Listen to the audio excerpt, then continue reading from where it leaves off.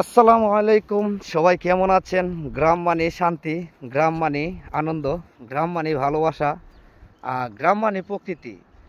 এই যে গ্রামে চলে আসলাম, নিজ গ্রামে অনেক ভালো লাগতেছে। নিজের গ্রামে আসছি, চুলগুলো একটু এলোমেলো হয়ে আছে। তো এখন ধান চাষ করা হচ্ছে জমিতে।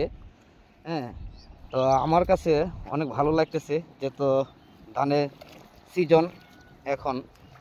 এই যে আমার চাচা, আমার বড় চাচা, উনি ধানের চারা এখন জমিতে লাগাচ্ছে। আমার দেখে অনেক ভালো লাগছে। যদি আজকে গ্রামে বাড়িতে থাকতাম হয়তো চাচার সাথে আমি হয়তো লাগাইতে পারতাম। তা আমার দেখে মনটা মানতেছে না, মনটা কইতেছে চাচার লগে কত লাগাই ইচ্ছা মতে। কারণ গ্রামে সবসময় বসবাস করে অভ্যাস, কিন্তু দুঃখের বিষয় হচ্ছে আমার হাতে এখন সময় নাই। তো আমি গ্রামের থেকে এখন একটু ব্রাউনবাড়িয়া টাউনে যাব। হ্যাঁ, এই জন্য তো ভাবলাম ফাঁকে আপনাদেরকে দেখাই কত সুন্দর করে মানুষ কৃষি উৎপাদন করে। আর কৃষিটাই হচ্ছে আমাদের বাংলাদেশের প্রধান একটি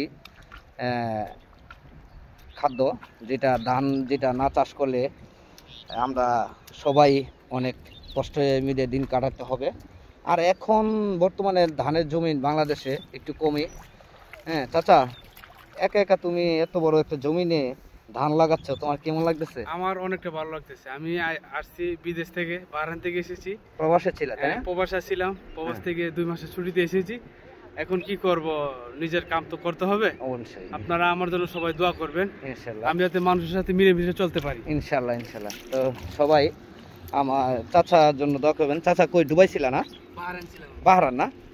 তো আমার চাচা একজন দুবাই প্রবাসী। চাচা হ্যাঁ, ঠিক আছে, তাহলে বিকালে দেখা হবে। হ্যাঁ হ্যাঁ, তো বাহরানের প্রবাসী উনি হচ্ছে আমার চাচা। তো আমরা ছোটবেলা থেকে একসাথে চলাফেরা করতাম, একসাথে বড় হয়েছি।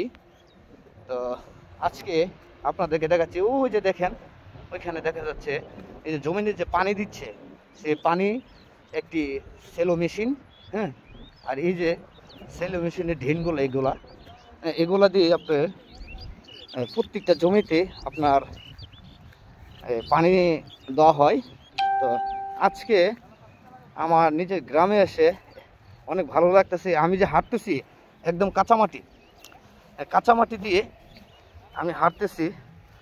তো তারপর আপনাদেরকে এত সুন্দর একটি দৃশ্য আমি দেখানোর চেষ্টা করতেছি। আসলে আমার হাতে অনেকটাই সময় কম, নয়তো আমি আপনাদেরকে আস্তে ধীরে হয়তো সব কিছুই দেখাইতাম, কিন্তু পারতেছি না।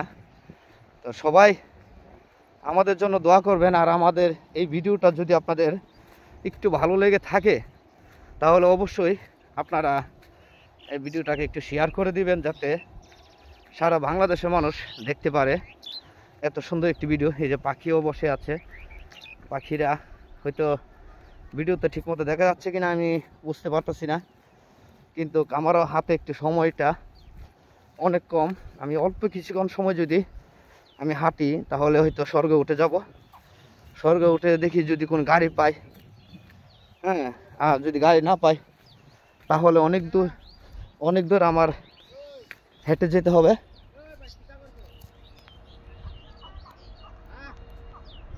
কি? না না না, তো উনি ভাবতেছে, উনি আমাকে ওইখান থেকে ডাকতেছে। হ্যাঁ, আমি আপনাদেরকে একটু জুম করে দেখানোর চেষ্টা করি। না, এখন জুম করা যাচ্ছে না। আচ্ছা যাক, তো উনি ভাবতেছে আমি বুঝি কোনো মিটারের কাজ করতে, মিটারের বিল উড়াতে আসছি। আসলে তা না, আমি তো খুবই সুন্দর একটি ভিডিও করছি। দেখেন এই জমিনে ধানগুলো, গাছগুলো কিন্তু অনেক সুন্দর হয়েছে, মানে এটা জিয়া গেছে, যেটাকে বলা হয় আমরা ব্রাউনবাড়িয়া বাসায়। এখন আমি ব্রাউনবাড়িয়া কোটদা গ্রামে আছি, বিলে। তো ওইখান থেকে আমি আজকের এই ভিডিওটা করতেছি। হ্যাঁ, এই যে বনটায় আছি সেই বনটার নাম বলা হয় এটাকে টানচারা। আমরা ছোটো থাকতে বলতাম টানচারা। হ্যাঁ, এটা পড়ছে কোটদা এবং কোড়াবাড়ি। তো সবাই আমাদের জন্য দোয়া করবেন। আমি এখন দেখি কোনো গাড়ি পাই কি না। যদি গাড়ি পাই তাহলে ব্রাউনবাড়িয়ার উদ্দেশ্যে রওনা দেবো। এখান থেকে যেতে হবে আমাকে বাসুদেব থেকে। তো তারপর আমাকে ব্রাউনবাড়ি যেতে হবে। তো আজকে এই ব্লগটি শুধুমাত্র আপনাদের জন্য, একদম কাঁচামাটি দিয়ে, প্রকৃত মাটি, গ্রামের মাটি। তো সবাই আমাদের জন্য অনেক অনেক দোয়া করবেন। আর আজকে ভিডিওটা ভালো লাগলে অবশ্যই সবাই লাইক, কমেন্ট ও শেয়ার করে দিবেন।